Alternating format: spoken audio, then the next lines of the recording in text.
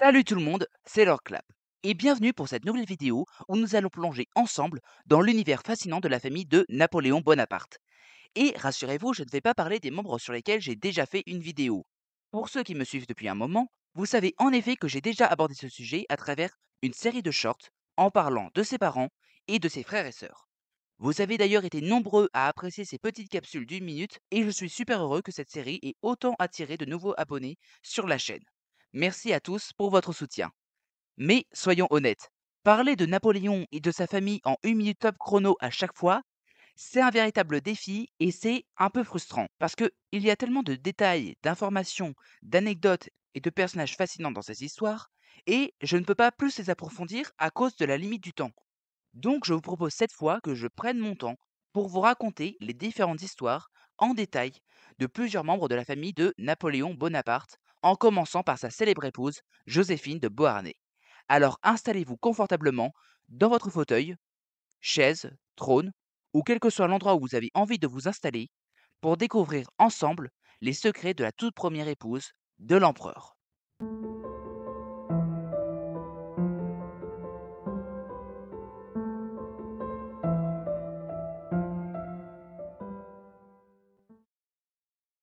Comment ne pas parler de cette femme quand on parle de la légende napoléonienne?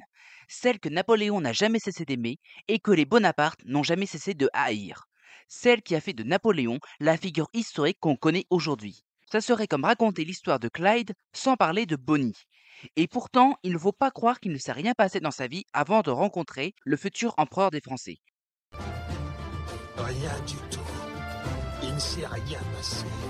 Bien au contraire. C'est en 1763 que cette femme voit le jour dans une plantation sucrière en Martinique, dans le quartier de Cul-de-Sac-à-Vache. Oui, oui, je vous jure, c'est pas moi qui ai inventé ce nom. Aujourd'hui, ça s'appelle Trois-Îlets. C'est quand même un peu mieux. Ah ouais, c'est mieux. Bon, pour la légende glorieuse, on n'y est pas encore. Déjà, son prénom, c'est pas vraiment Joséphine, mais Marie-Joseph Rose Tacher. Mais bon, restons sur Joséphine pour ne pas se perdre. Pendant son enfance, elle va un peu trop abuser du sirop de canne que sa famille produit, puisque ça va lui abîmer les chicots. Et c'est pour cette raison qu'elle arborera toute sa vie un sourire fermé. Apparemment, ça marchait puisque les hommes trouvaient que ça la rendait à la fois très mystérieuse et très séduisante. Un jour, sa tante, qui est la maîtresse d'un certain marquis de Beauharnais, va proposer à ce dernier de marier son fils à une de ses nièces. D'abord, c'est la sœur de Joséphine, Catherine Désirée, qui est pressentie. Mais problème, elle finit par mourir avant que la demande en mariage ne soit arrivée jusqu'aux Antilles.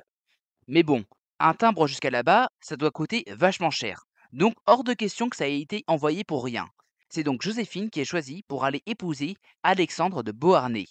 Il a 18 ans, elle en a 16. Oui, c'est vraiment très jeune, mais bon, c'était la mode à l'époque. Mais il y a un hic dans tout ça. Si Joséphine s'accommode très vite à la vie parisienne et au luxe, sa vie conjugale n'est clairement pas aussi rose que son prénom. Alexandre est en effet très souvent absent, que ce soit pour des raisons militaires ou pour aller voir son ancien prof, un certain Antoine Patricole. Et aussi, il a du mal à apprécier vraiment son épouse. La raison à cela? Simplement qu'elle n'a pas été élevée pour être la vicomtesse qu'elle est aujourd'hui. Ça et ses chicots pourris. Ce soir, je ne sens pas que vous m'aimez. Parce que les autres soirs, oui. Ah non, pas vraiment. Et la naissance de leur fils aîné, Eugène, ne va pas non plus les rapprocher. Pire, Alexandre est souvent contraint de se rendre en Martinique et la correspondance en mer à cette époque, ça vaut clairement pas la 5G d'aujourd'hui. Et comme il ne voyage jamais léger, il se prend une maîtresse pour chacune de ses escapades. Il refera un passage éclair à Paris en 1782 et ce serait apparemment à ce moment-là que sera conçue leur fille Hortense. Et moi, je veux faire l'amour. Je veux faire l'amour. Oui, je dis bien apparemment parce que Alexandre va toujours douter du fait que c'était bel et bien sa fille, accusant Joséphine de l'avoir trompée. Celle-là, tout de même, je sais pas si je l'aurais tenté. Donc Joséphine se fait virer du domicile familial et se retrouve au couvent. Mais après un procès victorieux au divorce, elle repart vivre quelque temps aux Antilles avec sa fille, pensant que sa vie en France est bel et bien terminée. Mais elle était bien loin du compte.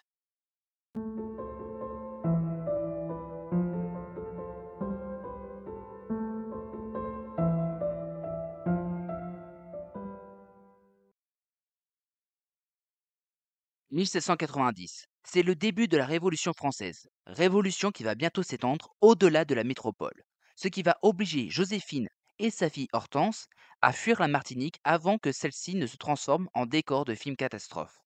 Quand elles arrivent en France, à ce moment-là, Alexandre de Beauharnais est devenu une figure importante de la Révolution, notamment après la mort de Mirabeau, faisant de lui le président des Jacobins, s'illustrant comme un révolutionnaire modéré.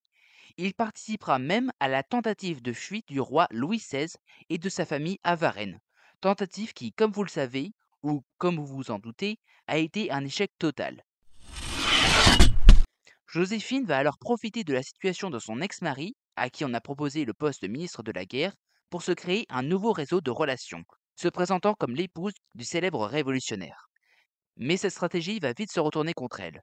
En effet, après la mort de Louis XVI et la dissolution de l'Assemblée, un régime de terreur va se mettre en place.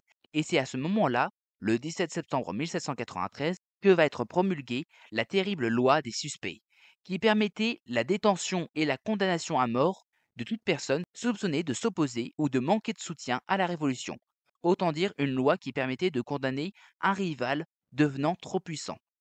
Danton, votre réputation d'homme brutal, grossier, vulgaire est bien méritée.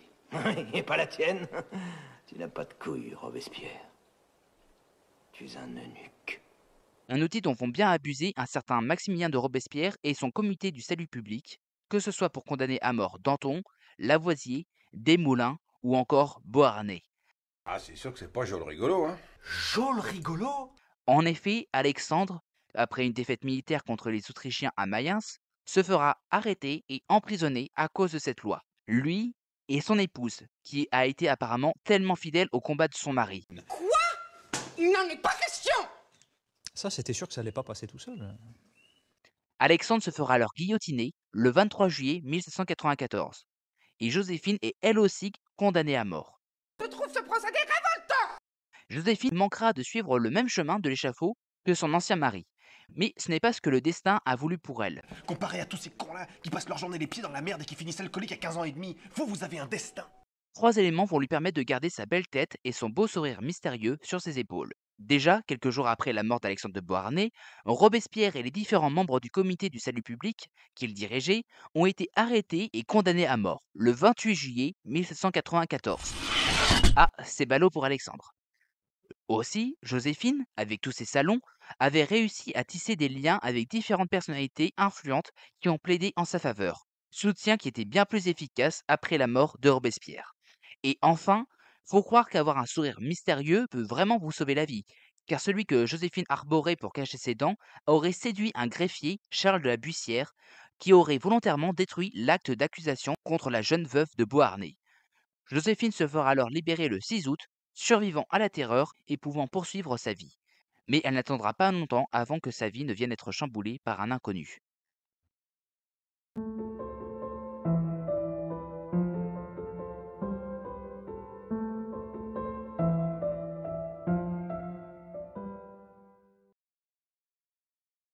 Si Joséphine a évité de très peu la peine de mort, elle n'est clairement pas dans la meilleure des situations pour autant. Elle n'a quasiment plus aucun bien matériel, elle est désespérément endettée et ne parvient à survivre avec ses enfants que grâce à ses contacts de la nouvelle haute société qui se sont enrichis grâce à la Révolution. On peut notamment citer un certain Paul Barras dont elle deviendra la maîtresse. Un jour, son destin change quand elle rencontre le jeune général Bonaparte, surtout connu à ce moment-là pour avoir repris le port de Toulon aux Anglais.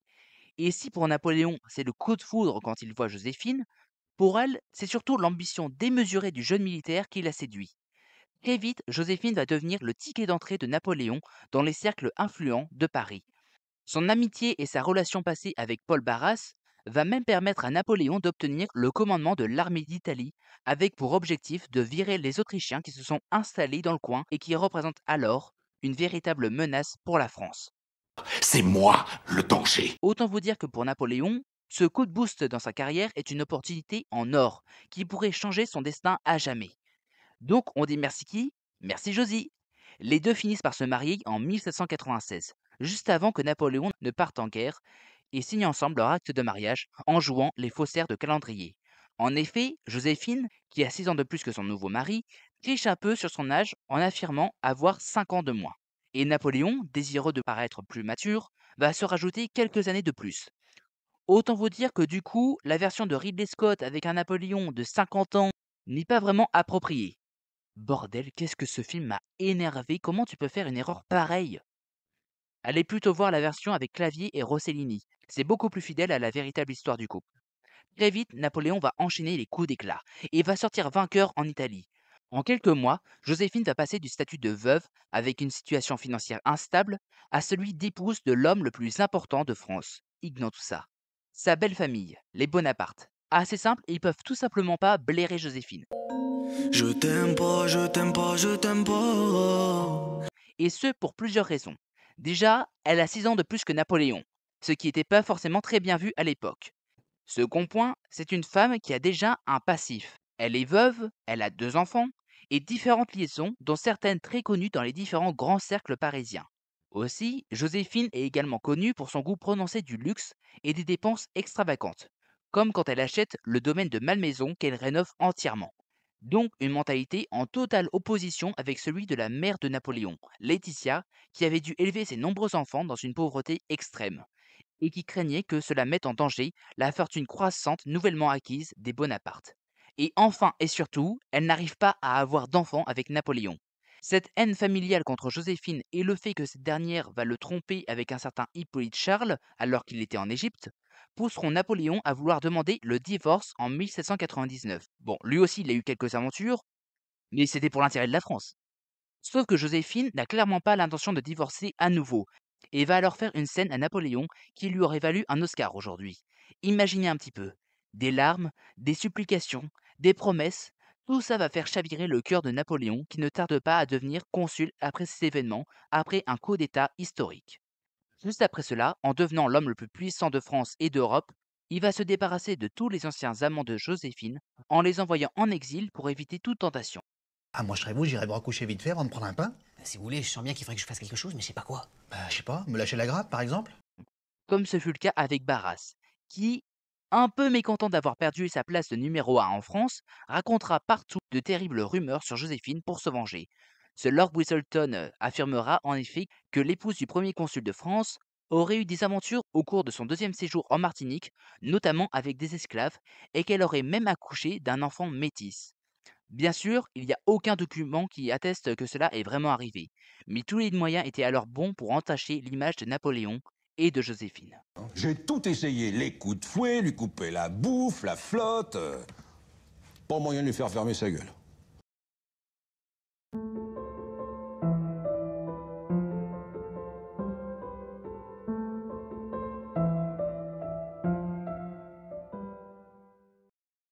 Finalement, après 5 ans en tant que consul de France, Napoléon va finir par décrocher la Big Promotion, le job d'empereur des Français.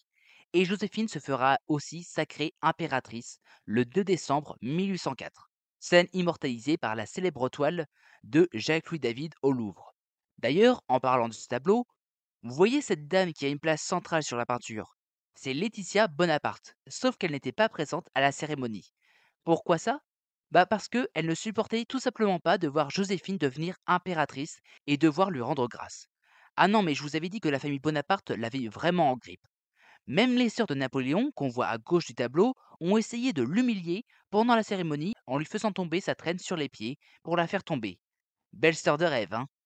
Sauf que devenir impératrice ne fait pas forcément rêver Joséphine, car qui dit empire dit succession et donc héritier, chose que Joséphine n'arrive pas à donner à Napoléon.